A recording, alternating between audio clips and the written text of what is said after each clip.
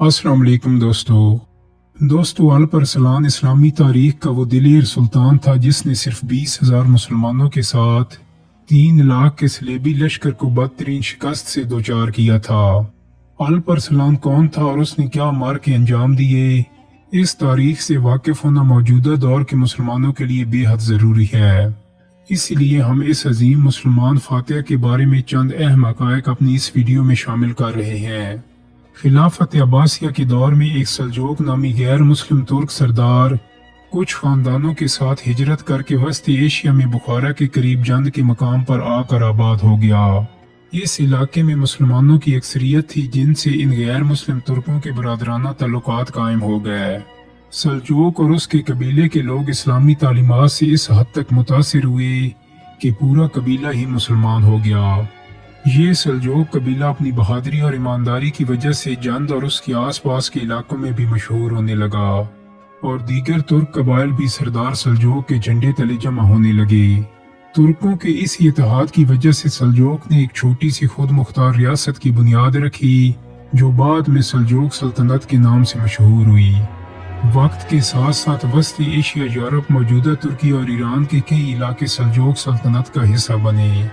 गो कि सल्जूक सल्तनत एक खुद मुख्तार रियासत थी, लेकिन तुर्क हुक्मरान और कबाइल खिलाफत अब्बासिया का बेहद एहतराम करते थे।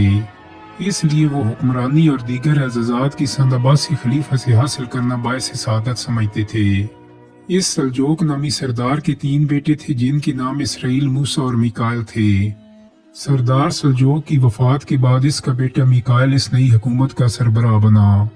सरदार मिकाइल के भी 3 बेटे थे जिनके नाम पीगो बेग, तुगरल बेग और चुगरी बेग दाऊद थे। सरदार मिकाइल की वफात के बाद तुगरल बेग अपने भाइयों की हमायत से सल्जूक सल्तनत का सुल्तान बन गया।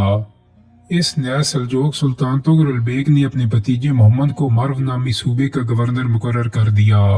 बाद अज़ां जब सुल्तान तुगरल बेग का इंतकाल हुआ तो अब्बासी खलीफा ने उनके भतीजे मोहम्मद को सल्जूक सल्तनत का सुल्तान नामजद किया। और दोस्तों यही सुल्तान मोहम्मद तारीख में सुल्तान अल परसलान के नाम से मशहूर हुआ। सुल्तान मोहम्मद अल परसलान ने रे नामी शहर को सल्जूक हुकूमत का दारुल खिलाफा बनाया। ये वो दौर था कि जब सल्जूक सल्तनत के करीबो जवार में यूरोपी सलीबी काफी ताकतवर हो चुके थे और अक्सर मुसलमान इलाकों पर दावा बोलकर लूट मार और कत्लो गारत करते थे। चुनांचे अल परसलान ने सल्जूक सल्तनत की जिम्मेदारी संभालते ही फसाद फैलाने वाले सलीबियों से मुकाबला किया और उनके इलाके आर्मीनिया और जॉर्जिया को सल्जूक सल्तनत का हिस्सा बना दिया।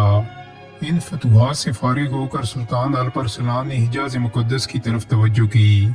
हुक्मरानों की नाअहली की वजह से यहाँ के मुसलमान सख्त बेचैनी का शिकार थे। चुनांचे सुल्तान अल परसलान ने हिजाज मुकद्दस से फातमी हुकूमत का खात्मा करके वहाँ अब्बासी खिलाफत का झंडा लहरा दिया। दोस्तों अल परसलान ही वो पहले तुर्क हुक्मरान थे जिन्होंने हिजाज मुकद्दस की खिदमत की। इलामा इब्न जोजी लिखती हैं कि कैसर रूम चहारम रोमानोस ने मुसलमानों को मिटाने के लिए बहुत बड़ा लश्कर तश्कील दिया जिसमें 3 लाख जंगजुओं के अलावा जंगल काटने, रास्ता हमवार करने और दीवारों में नकब लगाने वालों की तादाद 1 लाख से भी ज्यादा थी। इस लश्कर के पास 60 मंजनीकें थीं जिस पर भारी पत्थर रख कर दुश्मन लश्करों पर फेंके जा सकते थे। कैसर रूम को इस सलेबी लश्कर की ताकत और वसाइल पर इतना यकीन था कि उसने फतह से कबल ही फर्जी तौर पर मुसलमानों के इलाके अपने उमरा में तकसीम कर दिए। सन 1071 ईस्वी में इस कसीर सलीबी लश्कर ने सल्जूक इलाकों की तरफ पेशकदमी शुरू कर दी और मुलाजगरत नामी इलाके में पड़ाव डाल दिया। सुल्तान अल परसलान अजरबैजान में था कि उसे कैसर रूम के लश्कर की मुलाजगरत पहुंचने की खबर दी गई। वो आंधी तूफान की तरह अपने लश्कर के साथ मुलाजरत पहुंचा। सुल्तान अल परसलान के पास कुछ रवायत के मुताबिक 15,000 और कुछ रवायत के मुताबिक 20,000 का मुख्तसर लश्कर था। इंसानी अकल का तकाजा तो यही था कि अल परसलान कैसर रूम के आगे हथियार डाल देते या राय फरार इख्तियार करते, लेकिन ऐसा नहीं हुआ।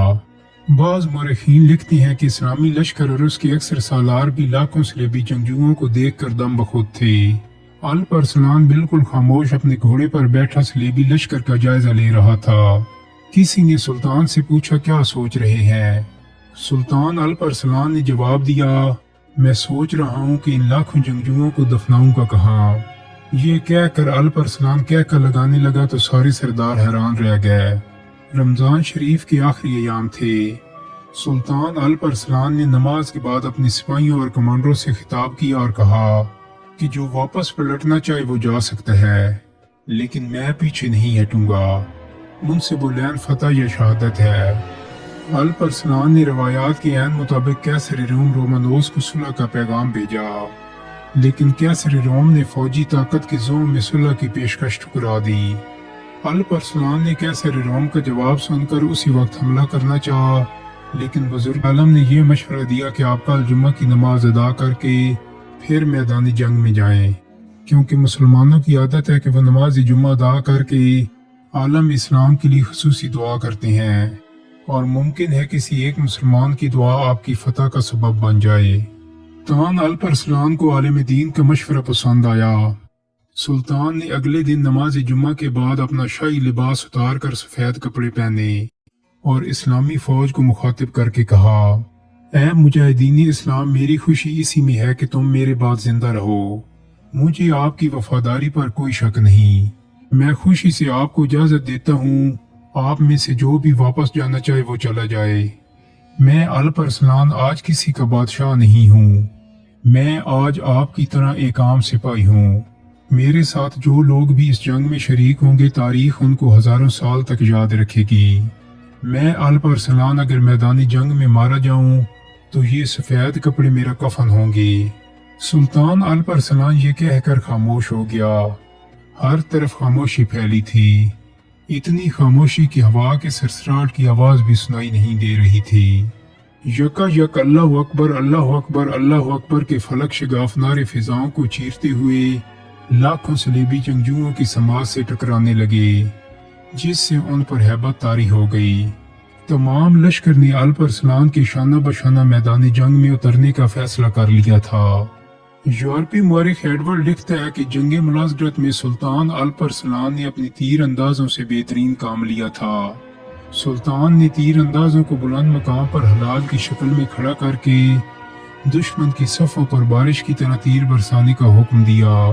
یہ لوگ اتنی تیزی سے تیر برسا رہے تھے کہ پیچھے والی صفوں میں موجود صلیبی فوجیوں کو آگے بڑھنے کا موقع ہی نہ ملا۔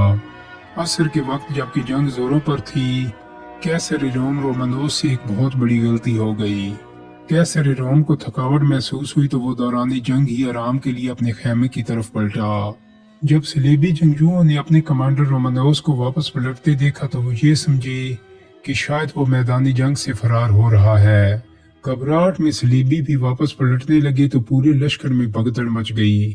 اس بھگدڑ میں صلیبی سپاہی ایک دوسرے کو کچلتے ہوئے جان بچانے کے لیے بھاگنے لگے۔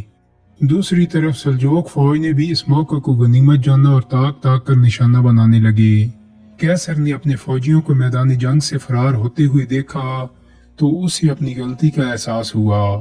اس نے پیچھے مڑ کر فوج کو سنبھالنے کی بہت کوشش کی، لیکن اب میدانی جنگ کا نقشہ بدل چکا تھا۔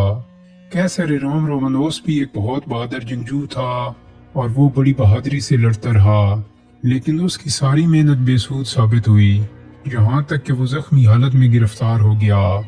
سلطان الپ ارسلان کی ولولہ انگیز قیادت میں ملازگرت کے میدان میں ایک نئی تاریخ رقم ہوئی اور اس جنگ میں مسلمانوں کو فتح نصیب ہوئی۔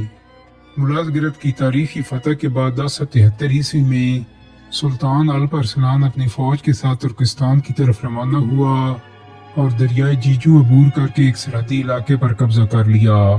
قلعہ دار یوسف خوارزمی کو گرفتار کر کے سلطان الپ ارسلان کے سامنے پیش کیا گیا۔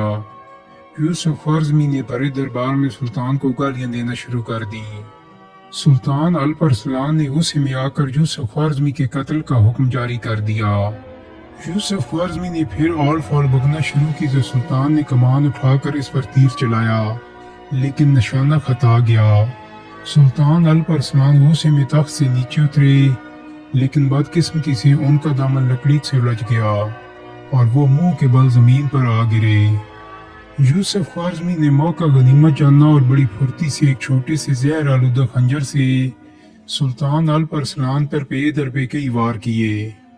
سپاہیوں نے فوراً یوسف خوارزمی کو قتل کر ڈالا، لیکن سلطان کو اتنے گہرے زخم لگے کہ وہ منجمل نہ ہو سکے۔ سلطان الپرسلان نے بستر مرگ پر اپنے امراء کو بتایا کہ میں نے اپنی ساری زندگی خام خیالی میں گزاری۔ جب میں جوان تھا تو دریائے دجلہ کے کنارے ایک بزرگ نے مجھے نصیحت کی تھی کہ بیٹا اپنے زور بازو پر کبھی گمان نہ کرنا، لیکن افسوس کہ میں اس بزرگ کی نصیحت بھول گیا۔ اللہ نے مجھے کئی جنگوں میں فتح یاب کیا تو ایک دن میں نے ایک بلند مقام پر کھڑے ہو کر اپنی عظیم فوج پر نظر ڈالی۔ میرے دل میں خیال آیا کہ آج روئے زمین پر مجھ سے بڑا کوئی بادشاہ نہیں ملے گا، تو میں نے اپنے زور بازو پر بھروسہ کیا اور اسے حقیر سمجھا۔ آج میں جاں بلب ہوں اور یہ سب اسی بیجا غرور کا نتیجہ ہے۔ میں اپنے 10,000 محافظ فوجیوں کے درمیان ایک معمولی قیدی کے ہاتھ مارا گیا۔ تمہیں نصیحت کرتا ہوں کہ کبھی غرور نہ کرنا، ہمیشہ اللہ پر بھروسہ رکھنا۔ زخموں سے چور سلطان الپرسلان 40 سال کی عمر میں اس فانی دنیا سے رخصت ہو گئے۔ دوستو، امید کرتا ہوں کہ میری آج کی